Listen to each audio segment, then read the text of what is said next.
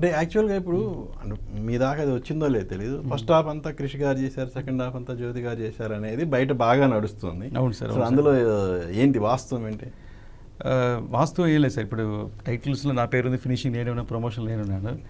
So good or bad నాకే వస్తుంది. If it is very good నాకే పేరు వస్తుంది, బ్యాడ్ అయినా నాకే బ్యాడ్ వస్తుంది. So that is not a big thing. But final output నేనే హ్యాండిల్ చేశాను. మొత్తం ఫుల్ అండ్ ఫుల్ బిగినింగ్ నుంచి ఎండ్ దాకా మొత్తం నేనే హ్యాండిల్ చేశాను. ఎడిటింగ్ చేసిన దగ్గర నుంచి ప్రతిదీ నేనే ఎడిట్ చేయడం కానీ ప్యాచ్ వర్క్స్ కానీ, దాని మ్యాచింగ్ షాట్స్ కానీ, దాని రీషూట్స్ కానీ, ఒక్కొక్క ఎపిసోడ్స్కి మళ్ళీ రీషూట్ చేసి, బికాస్ అది ఉండే స్క్రిప్ట్కి అది బ్లెండ్ అవుతుంది త్వరగా. అది బ్లెండ్ చేయాలంటే మళ్ళీ షూట్ చేయాలి. ఒక షార్ట్ టైంలో ఒక ఇంపాసిబుల్ టాస్క్ని ఫినిష్ చేశాను. సో అందువల్ల ఐఎమ్ హ్యాపీ బికాస్ ఒక ఛాలెంజ్గా తీసుకొని చేశాను.